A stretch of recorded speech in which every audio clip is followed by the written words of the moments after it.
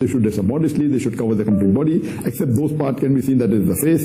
Now, if after giving all this guidance, and hypothetically, if that girl doesn't dress up modestly, she is dressed up immorally, which people get excited and the rape is done, who's to blame? हम इतनी औरतें गंदी हैं, तो तुम इतने पाक साफ मर्द हो गए क्यों जाती हो कोठों पे, ये भी तो बताओ। तो क्या आपकी बेटी पब्लिक प्रॉपर्टी है?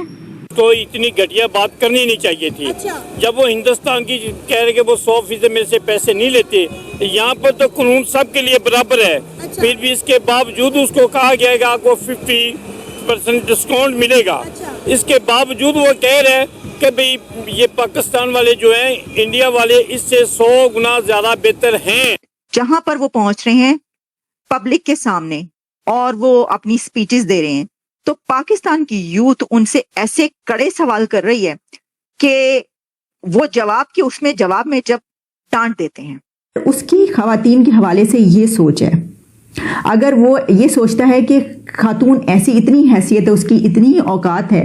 आपका दिमाग काम नहीं कर रहा? मैं बताता हूँ, औरत जो है ना अपना लिबास ठीक करे तो मर्द ना देखें। औरत पर्दे में कुत्ते के साथ रेप क्यों होता? मोटरवे पे बुरखे वाली लड़की के साथ रेप क्यों? जवाब है तुम्हारे पास? तो यार जाहिल के बच्चे। It is a test for the girl. For the girl, was she following the advice of Allah subhanahu wa ta'ala by wearing appropriate clothes or not? If she was not, then she is to blame to attract the men to rape her. तो मेरा ख्याल है ये अच्छा हो गया है कि पूरी कौम को पता चल गया है कि इंडिया ने जो कुछ भी किया वो बिल्कुल दुरुस्त था। हम लाते हैं टॉक शोज और अनलिमिटेड एंटरटेनमेंट सिर्फ यूट्यूब पर। अगर आपने अभी तक हमारा चैनल सब्सक्राइब नहीं किया तो अभी सब्सक्राइब करें और बेल आइकॉन को क्लिक करके हमारी लेटेस्ट वीडियोस के बारे में अपडेट जानें। उन्हें क्या ही कहूँ, उन्हें अपने अल्फाजों में गौर करना चाहिए था कि उन्होंने हमें कह दिया कि जो एक शादीशुदा औरत नहीं है वो एक बाजारी औरत है। तो आपके घर में भी तो बेटियां होंगी, तो क्या ख्याल है आप उन्हें क्या कहना चाहेंगे कि अभी तो उनकी शादी भी नहीं की है आपने, तो क्या वो बाजारी हैं? मुझे और दूसरा ये है कि 4 शादियां मर्द के लिए जायज़ हैं, वो भी क्यों कि अगर आप जो है ना, हज़रत मोहम्मद सल्लल्लाहु अलैहि वसल्लम ने ये कहा था कि मर्द को 4 शादी इसलिए जायज़ है कि वो बेसहारा औरतों को सहारा दे सके। लाइक अगर कोई बेवा उससे शादी करें आप, अगर कोई तलाक याफ्ता उससे शादी करें, अगर कोई ऐसी औरत है जिसका इस दुनिया में कोई सहारा नहीं है तो आप उन्हें उनका सहारा बने। ना कि ये कह दिया भी जो अनमैरिड लड़की हैं वो पब्लिक प्रॉपर्टी है, this we are not public property.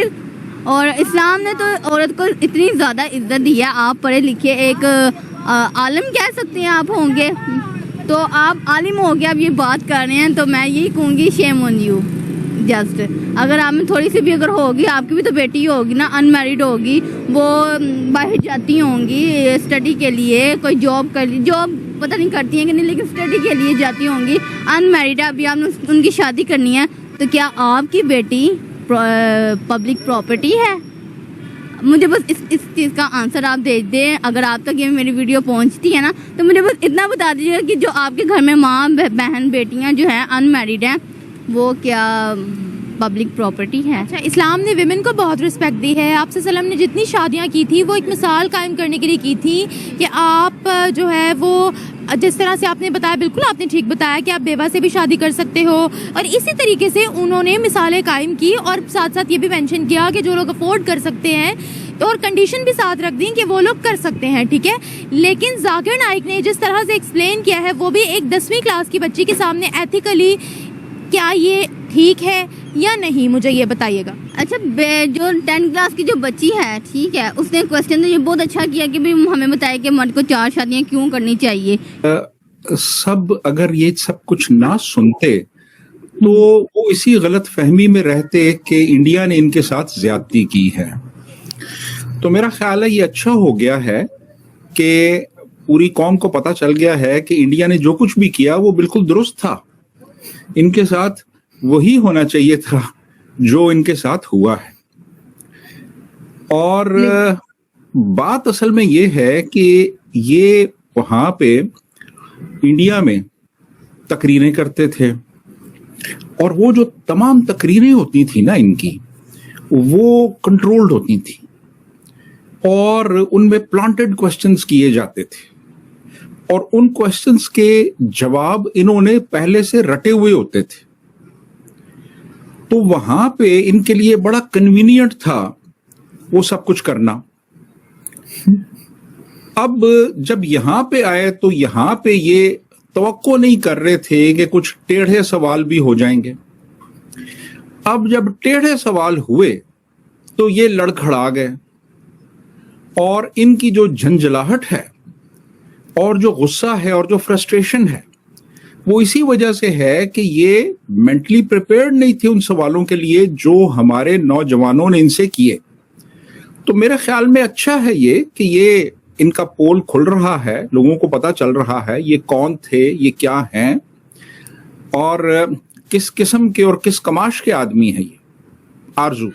लेकिन सर इनको बुलाने की वजह समझ में नहीं आई, ऐसी क्या जरूरत पड़ गई पाकिस्तान की स्टेट को कि इनको इनवाइट किया गया है किसी ढंग के आदमी को, या कह लीजिए जो पाकिस्तान को थोड़ा प्रोग्रेसिव बना सकता है उसको भी बुलाया जा सकता था ना, तो इनको बुलाने की कोई खास वजह समझ में आई आपको? उस स्टेट का भी तो यही लेवल है ना। आप क्या एक्सपेक्ट करती हैं शहबाज शरीफ से या इसहाक डार से या और जो दूसरे मिनिस्टर्स हैं, उनका क्या लेवल होगा? उनके नजदीक तो ये एक बहुत बड़ा स्कॉलर है जी, जिसने पूरी कायनात के मसाइल का हल बताना है। तो वो जाहिर है फिर वो उसी को बुलाएंगे ना। वो अब किसी नोबेल लॉरिएट को तो नहीं बुलाएंगे, वो किसी साइंटिस्ट को तो नहीं बुलाएंगे, किसी वो डॉक्टर को, सर्जन को, ऐसा बंदा जो आके कुछ लोगों को एजुकेट कर सके, लोगों को कुछ बता सके, उनकी जिंदगी में कुछ कंट्रीब्यूट कर सके, कुछ प्रैक्टिकल चीजें बता सके, आज की दुनिया के मसाइल पे बात कर सके, उसको तो नहीं बुलाएंगे। वो तो उसी को बुलाएंगे ना जो उनके नजदीक बहुत बड़ा आलिम है और स्कॉलर है और हर मसले का हल है जिसके पास। तो मेरा ख्याल है कि इन्हीं लोगों में से किसी ने ये एक तजवीज दी होगी जी कि इसको बुलाएं, तो ये यहाँ पे आएगा और ये आके लोगों को इस्लाम सिखाएगा। यानी इस्लाम का दर्स वो बंदा देगा जो 600 किलोग्राम एक्स्ट्रा बैगेज लेके आ रहा है, और उस पे उससे जब कहा गया है कि जनाब आप इसका आधा किराया ना दें, आधा दे दें, तो वो इस पे सीख पाओगे। यूट्यूब की कमाई जो है वो हराम है और डिस्काउंट लेना PIA से हलाल है। सिखाता है और ऐसे ऐसे आतंकी क्लेरिक और प्रीचर सिखाते हैं कि अलग अलग हजारों थाना में जाकर के FIR करो, लेकिन लॉ एंड ऑर्डर पर भरोसा मत करो। रोड पर उतरो, पत्थर मारो। रोड पर उतरो, आतंकी हमला करो। रोड पर उतरो, जहादी हरकत करो। रोड पर उतरो, अपनी भीड़ दिखाओ और सामने वाले को डराओ। हालांकि अल कुरान कहता है, अल कुरान की आयतों से पता चलता है कि पत्थर मारने वाला तो मुसलमान था ही नहीं। जो मुसलमान पत्थर मारता है उसको अरबी में तैफ कहते हैं, तैफ। और ये तैफ का जो कुंबा था, जो टीम थी, वो तो हमारे प्यारे रसूल सल्लल्लाहु अलैहि वसल्लम ने पीस अपॉन हिम, उनके ऊपर पत्थर मारा गया था, मारे थे ये तैफ लोग। ठीक है, तो मुझे ये बहुत अच्छा नहीं लगा सुन करके कि अरे इसने पाकिस्तान की सरजमीन पर भारत की तारीफ की है और पाकिस्तान की बुराई की है। नहीं, ये हमारे लिए कान खड़ा करने वाली बात है। ये भारत में अभी भी अलग अलग विभाग में, अलग अलग डिपार्टमेंट में, अलग अलग स्टेशन में, अलग अलग एयरपोर्ट पे, अलग अलग गलियों में, अलग अलग डिस्ट्रिक्ट में, अलग अलग विलेज में, अलग अलग गांव में, अलग अलग स्टेट में, कहां पर जाकिर नायक के स्लीपर सेल बैठे हुए, उसको हमें खोज कर निकालना है। वो कौन है जो रोहित शर्मा का 2 kg भी पास नहीं होने देता है, नाजिया इलाही खान का 1 kg भी पास नहीं होने देता है, और वो कौन है जो जाकिर नायक जैसे लोगों का भारत में बैठ करके 1000 kg भी फ्री में छोड़ देते। तो आपको ये वीडियो कैसा लगा कमेंट बॉक्स में जरूर लिखिए। इस वीडियो को लाइक कीजिए, शेयर कीजिए, सब्सक्राइब करना ना भूलिए आपके चैनल EFC और Z को। तो मिलते हैं अगली वीडियो में। जय हिंद।